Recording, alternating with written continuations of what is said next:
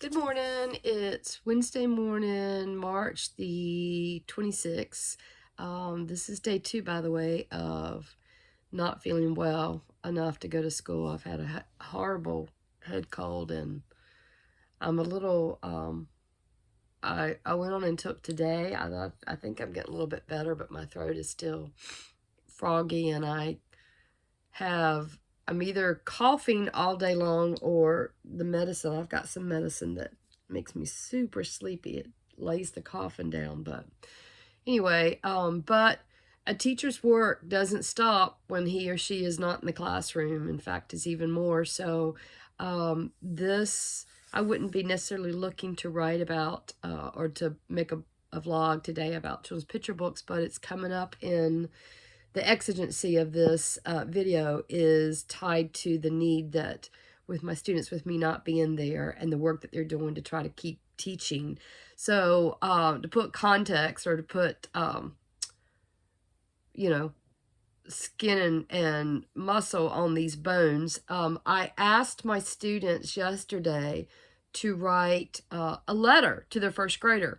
And I have highlighted some CPBs on earlier blogs or vlogs about letter writing and the art of it, the rhetoric of it. So yesterday, some of them really struggled to write a letter to a first grader. And so some of them were looking just to be able to draw a picture. And so what I've done is I've gone back today and said, okay, let's look at this again and come at it a different way.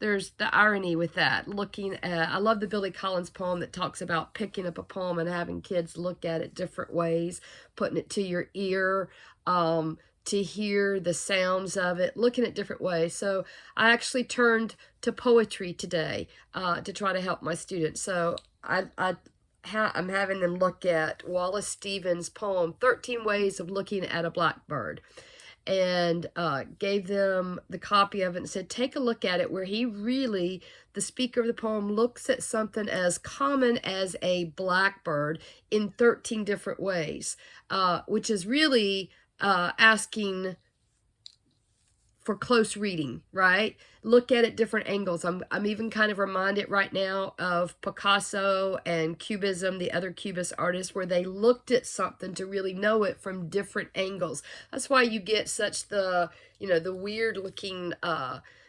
distortions and angles in so much of Picasso's work, because the idea of Cubism is to look at something, go around, look at it different ways, and then to transfer that into one,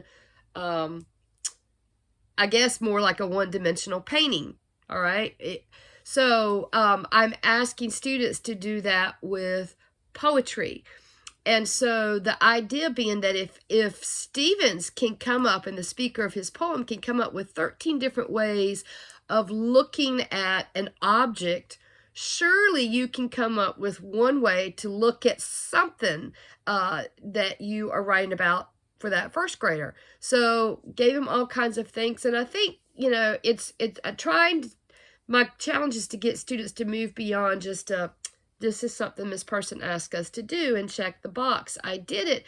But to really see that letter writing as an opportunity to connect with that child. So it made me start thinking about, as I said, Wallace Stevens' poem.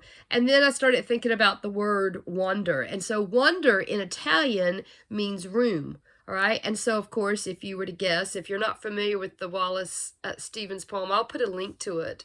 But there are 13 stanzas. And so it made me quickly think about this book this CPB that I picked up last year, Welcome to the Wonder House. And there are poems in here by two women, Georgia Hurd and Rebecca Kai Dotlich. The illustrations are by Deborah Friedman. And so it's a series of poems. Let me show you the end pages here. Look at this. The end pages, the sky, and it's got this wonderful stamp over here to kind of come in close. the stamp is on the end page. It's the state of imagination, the registered poets and illustrator, which I love this idea of the state of imagination as being a stamp. This idea that it's official. And I think it's Albert Einstein, pretty sure, that said imagination is more important than knowledge. I've actually done that quote at different times with my students, had them journal to that and think about that. I'm always, thinking about Lawrence Ferlinghetti, who said he's waiting for a renaissance of wonder. And I've always also said that if I could give students, at any grade level, by the way, one quality that they would come to me with already, the quality would be curiosity, a sense of wonder. Because if you have that in a student, all you need to do is learn how to harness it. Now, that's a whole craft, but learning how to harness wonder and curiosity can be an adventure, and what a fun adventure. Here are the end pages at the back of this book before I highlight a few things about this book. And it's literally, you're up there in the clouds. I love this idea that you've moved up high enough. Sometimes that's what is required to stimulate wonder, is that you move up, you change your location, you move. And interestingly, if you think about Italian, if you think about stanza being Italian for room, verse is French for movement. And I love this idea that poetry, to just take that idea of wonder or room and movement and think about those things and how they apply to the cognition that's going on with poetry. So some of these questions back here, what was the first word ever spoken? How do bubbles get inside of marbles? How does a pit get inside a peach? Do stars really twinkle? How did Saturn get its rings? Where were the first swords made? What happens when you break the sound barrier? Is a mood ring magic? Are there undiscovered treasure chests on the ocean floor? What was the first thought on earth? And so on. Wonderful questions that fuel that. So to give you a little bit more, I love the table of contents here. Look here. I'm going to take the sleeve off of the book. Look at the title page and the spread. So we've got the literal one room up here that's lit up. So sometimes all it takes is that one light, that spark of imagination to kind of get everything going. And then look even at the windows in this house, how they look at, they're focused on different things. There's another great tie-in. Some of you know about this, but looking at books as windows or mirrors. Is this a book that helped me look out at something in the world in a different perspective? Or is this a book that it was like looking at the mirror and helping me see something about myself? I love that idea of that. And I'm trying to think about the person to credit that came up with that. I'll have to think a little bit. I'll put it in my I'll post it with the resources so that you could take a little bit more closer look, if you will, at that work there. But the table of contents, all right, in this case there are 12 rooms, okay, with 12 windows, ways, and these are all window poems, ways of looking at something in the world. And then we've got the table of contents here. Very, very smart structure with this. And so some of these, we've got the room of curiosity, the room of praise, the room of ordinary things, the room of creatures, the room of nature, room of science, room of time, room of place, room of quiet, room of imagination, room of mystery, room of wishes. And then we have a note about wonder. I love that they've included the scale here. 1 inch equals infinity. That there is no limit to what you can imagine. So, for example, the first poem is in the room of curiosity, right? So here's what we've got. We've got Room of Curiosity. And it starts with, why do diamonds wink and shine? What is quartz? What is lime? What fossils still sleep underground?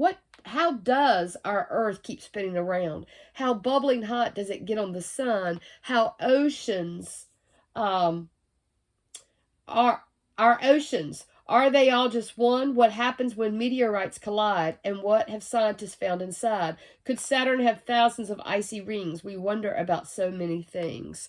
And I love over here, on many of these spreads, they've got the poem on one side, right? They've got a gentle, this looks like this was done in watercolor. I'll try to look and see.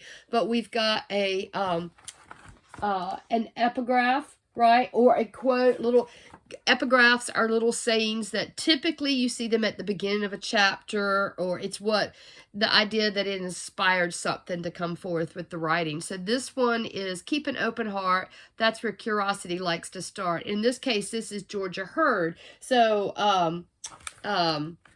the writer of the poem was Rebecca Dotlich, and then Georgia Hurd provided a little epigraph, okay, which is something to consider about this poem. And then not every poem has an epigraph, but some of them do. So we've got the Room of Praise, which talks about rain, and there's actually 3. So in some of these rooms, there's more than one poem written, because in a room, several can exist. So this is a fantastic book, really, to do some study. All right, the layout, the structure. I love the dedications. In this case, they're at the end of the book. To the memory of my brother Kurt, who instilled in me a world of curiosity about countries, cultures, coins, and keys, old houses, and marbles and maps. How I wish we would have had more years in the room of time. And then, and that was Rebecca Kai Dutlich's dedication. Then to Leo, Georgia Hurd's is to Leo, who opened my heart to a world of wonder. And then the illustrator Deborah Friedman's wrote, dedicated, especially the Room of Imagination, to Jane and Richard D.F. So this book came out in 2023. It is fantastic for many things. And I'm thinking, I'm even thinking about so many things that could be done in the context of this book. Amy Nezakumatahill and current U.S. Poet Laureate Ada Limon both are fantastic poets and have spoken on many occasions about the role of wonder in poetry.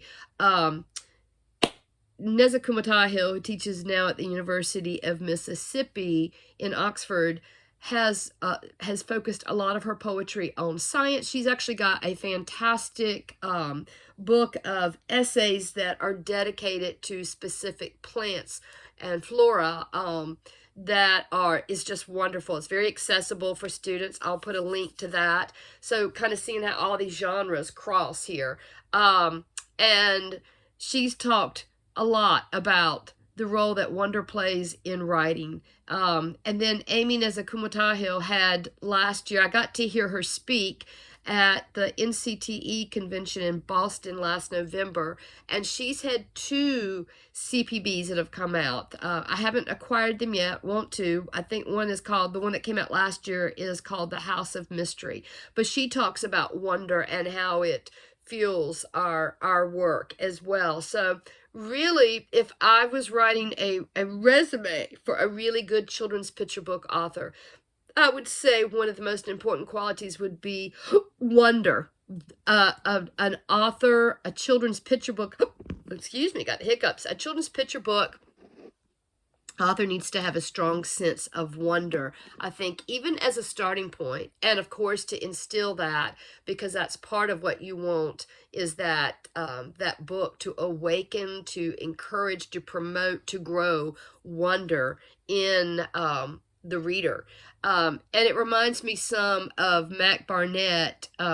He wrote a manifesto, I think it was 2011, a manifesto about children's picture books and the importance of imagination.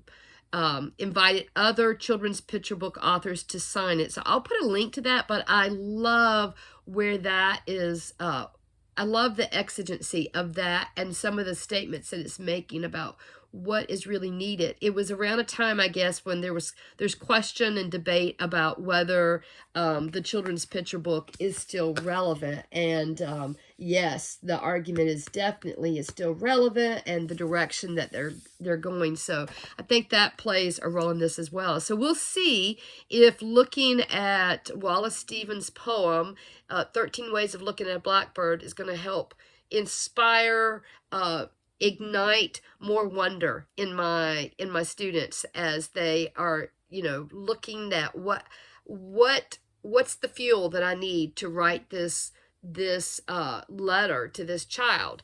So anyway, I just wanted to highlight that. One of the things that I said to them is, wait a second, I wrote it down.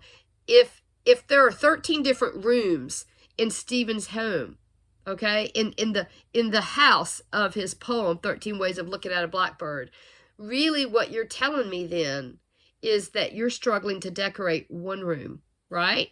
Let's stop and think about that. One room.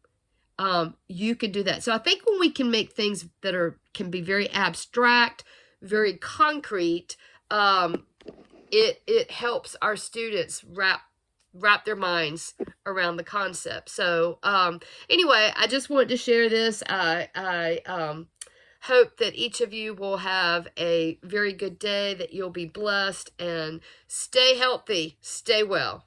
Okay, be blessed.